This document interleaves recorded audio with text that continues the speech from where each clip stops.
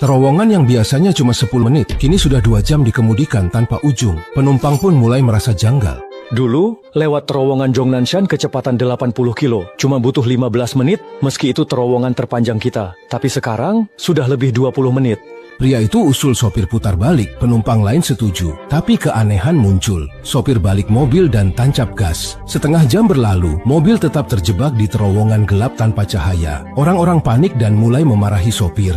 Ada apa sih? Kamu tahu jalan nggak? Kalau belum pernah lewat sini, bilang dong. Nggak mau lewat sini, turun sekarang. Saat bertengkar hebat, wanita hamil itu melihat keanehan lagi. Ponsel yang dilemparnya saat masuk terowongan muncul lagi di sini. Bukankah ini ponsel yang tadi aku lempar? Kenapa bisa ada di sini? Seingatku itu dilempar pas masuk terowongan. Pintunya masih kelihatan kalau menoleh ke belakang. 246 meter.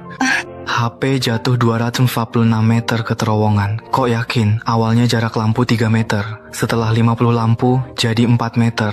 Kami kehilangan HP tepat setelah lampu ke-74. Totalnya 246 meter.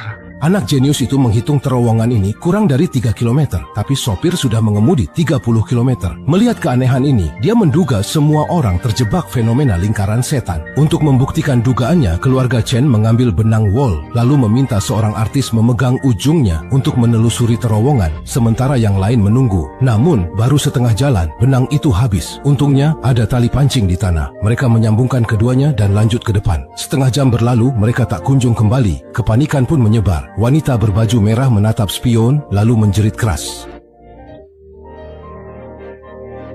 Mari kita lihat siapa yang sedang memeriksa barang-barangnya. Mereka... Apa yang sedang terjadi? Ini... Apakah ini terowongan berbentuk lingkaran? Gak mungkin. Kalau terowongannya melingkar, pasti kerasa pas nyetir. Belum sempat selesai bicara, seseorang melihat tali pancing menegang dan ternyata ujungnya melilit jari terputus. Terowongan ini pernah terjadi kecelakaan. Kata-kata sopir menekan Han Yi dan penumpang lainnya. Mereka mulai menyelamatkan diri dengan mengumpulkan dan menghabiskan makanan sebelum lanjut menyelidiki. Namun, sopir yang banyak stok merasa keberatan membaginya. Ini milikku, bukan urusan kalian. Jangan berani sentuh. Belum selesai bicara, Shen Ge langsung menyogok sopir dengan uang tunai. Mereka berdiskusi, lalu sepakat para pria lanjut menjelajah, sementara para wanita menunggu di mobil. Karena lelah, para wanita tertidur. Saat bangun, wanita hamil itu pucat dan perutnya membesar drastis. Anehnya, bus yang tadi baru kini berdebu tebal seperti sudah lama terbengkalai. Panik, mereka turun mobil dan bertemu pria usai menjelajah. Tadi awalnya kami semua menunggu kalian di dalam mobil, lalu entah kenapa kami semua tertidur. Siapa sangka saat bangun semuanya jadi seperti ini. Baru saja kita selesai makan. Kenapa sekarang sudah lapar lagi? Semua merasa sama. Semua orang merasa cemas. Mereka yakin bahwa aliran waktu di dalam terowongan pasti berbeda dengan di luar. Saat itu, sopir membawa sisa makanan dan menumpahkannya ke tanah. Lalu mendapati semua makanan sudah basi, berjamur, dan mengeluarkan bau menyengat. Sopir mencoba menyalakan mobil, tapi mesin hanya menggeram beberapa kali lalu benar-benar mati. Namun, Shen Ge menemukan sebuah peta di dalam mobil. Ini peta daerah ini, peta. Sebelumnya di mobilku nggak ada benda ini loh. Maksudmu ada orang lain yang menaruh peta ini di mobilmu. Jadi, selain kita, ada orang lain di dalam terowongan ini. Siapa yang tahu? Siapa yang tahu apa yang ada di kegelapan luar sana? Kau masih ingat jari yang terputus itu kan?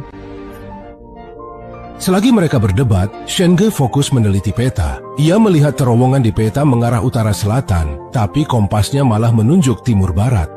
Arah keduanya berlawanan. Tiba-tiba lampu terowongan padam dan suasana jadi gelap total. Lao Chen menyalakan lampu mobil. Namun saat lampu menyala, semua terkejut karena Shen Ge menghilang. Di lantai hanya tersisa jejak darah panjang menuju ke dalam terowongan. Chen Jia memimpin yang lain menyusuri jejak itu hingga berhenti di depan sebuah dinding. Chen Jia mengetuk dinding dengan tongkat besi. Suara kosongnya menandakan adanya ruang di balik itu.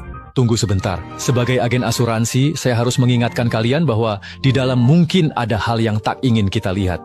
Namun, pada titik ini, para pelayan sudah tidak bisa mundur lagi. Keluarga Chen pun memberanikan diri membobol dinding dan sebuah ruangan berdebu muncul di depan mata. Mereka tidak menyadari bahwa kamera tersembunyi diam-diam memantau setiap gerak-gerik mereka. Pria asuransi itu langsung mencari makanan, tapi tak sengaja menyentuh saklar di pojok dinding. Lampu menyala dan semua orang ketakutan setengah mati melihat pemandangan di depan mata mereka. Ini benar-benar mengerikan, kan? Kenapa kelihatannya seperti yang kamu ceritakan sebelumnya tentang pembunuh berantai itu?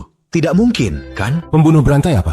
Cerita yang kamu ceritakan di mobil tadi tentang si psikopat yang selalu mengincar wanita. Kejadian di sini persis sama seperti itu. Bagaimana kamu bisa tahu? Itu kan cuma cerita saja. Memangnya ceritanya sepanjang itu? Kalian masih ingat tidak? Di terowongan sebelumnya kita pernah melihat jari yang terputus itu.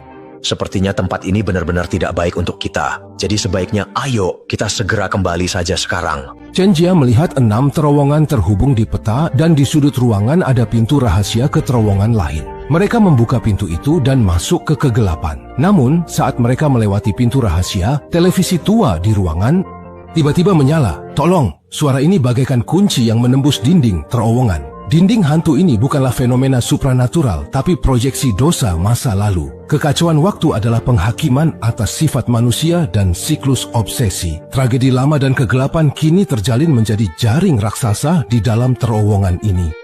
Menjerat siapapun di dalamnya, entah seberapa panjang terowongan ini atau siapa pengawasnya, itu tak lagi penting. Saat terjebak kegelapan, akankah mereka tetap berprinsip atau justru ditelan hasrat menjadi arwah penasaran di sini? Sampai jumpa lagi.